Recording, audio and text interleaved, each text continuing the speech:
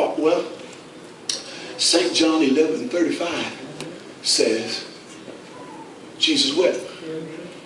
I believe he wept. Now why would it be so hard to imagine God laugh? Well. Now he's not laughing because Bill Cosby just told a joke. Right. He's laughing because this is comical to him. Thank you, sir.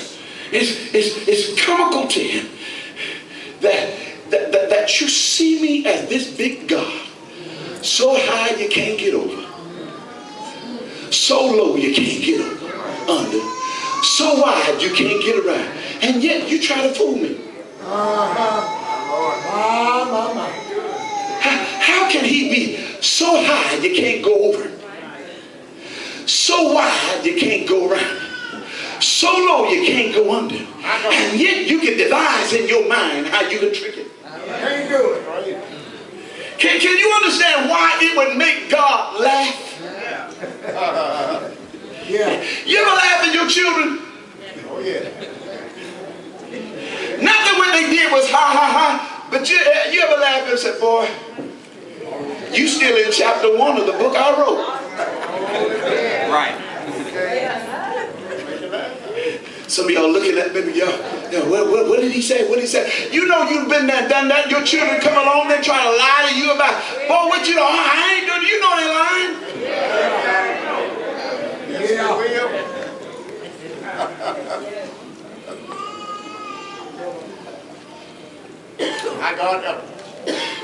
God laughs because he sits as the great king.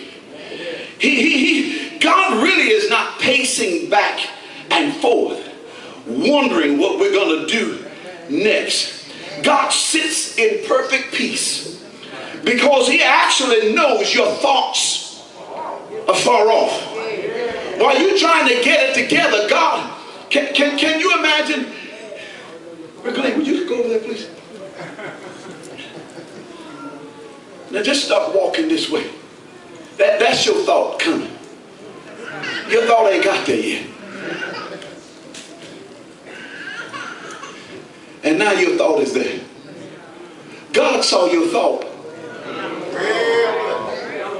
before it even came to you. Now if he saw your thought coming, why do you think when you got that thought? What a God. Hold on.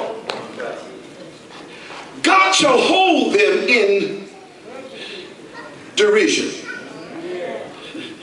I was reading something in Greek history, Roman history, and it talks about one of the leaders, Roman history, Diocletian,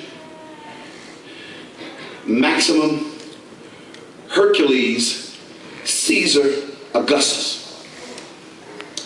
one of the Roman emperors, who set himself to exterminate Christians. Go back and read. Find his name. And find Roman history. Find the great rulers of Rome. Find their Bible. See what they did. Then come back to the Bible and read the Bible and watch the Bible come alive. Sometimes it's just a glorious book. Thus saith the Lord unto his people, rise, for in that day I shall execute judges. And we just get so excited. In what day? What's going on in that day to cause God to have to rise and execute justice? You know, the people, what were the people doing? Well, they wasn't walking for God. What were they doing? They were living unsaved. What were they doing? They wasn't obeying. What were they doing? How they just wouldn't heed to. What were they doing? Oh God. I don't know.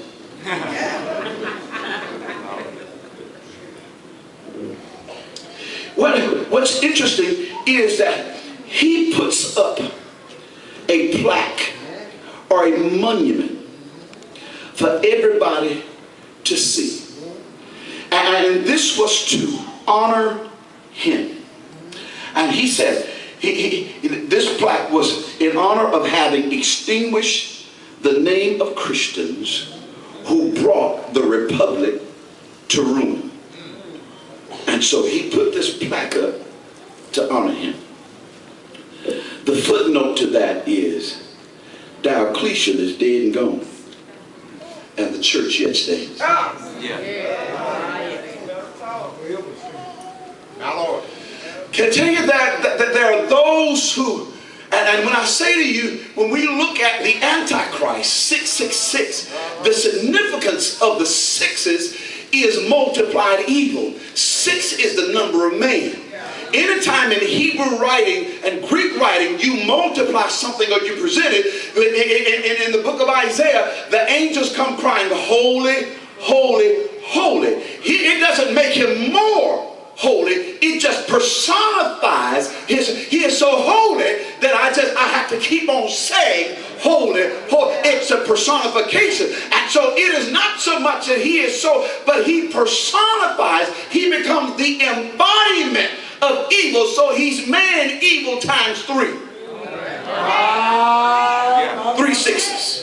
6 being the number of man, 5 the number of grace, 6 the number of man, 7 the number of grace, 8 the number of new beginning. The numerology of God, 1 being the number, 2 being the number, 3 being the number, 4 being the number. Each one of those numbers having importance. Y'all looking at me? Go ahead. 1 is the number of God, 2 is the number of agreement, 3 is the number of the Trinity, 4 is the number of the earth, 4 corners of the earth, north, south, east, and west. 4 is the number of the earth. 5 is the number of grace. 6 is the number of man. 7 is on the 7th day God rested. The 7th day is a Sabbath unto God. So we don't honor the Sabbath. The Sabbath is there to honor us, to give us an opportunity. We put the cart in front of the horse. Oh my God. Anyway.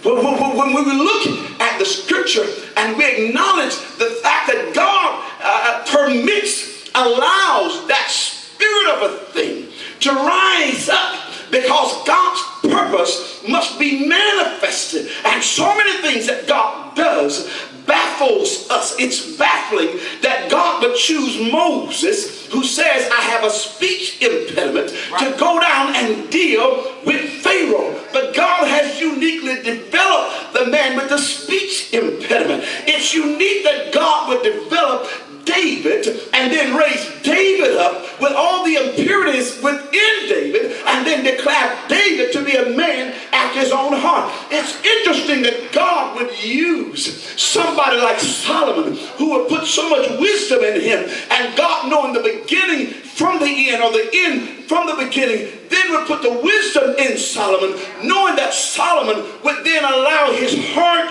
to be turned away from him. It's interesting when you look at Peter, of all the people that you would put divine revelation in, when Peter is the one that would say, thou art the Christ, the Son of the living God. Peter is the one that would get up and preach.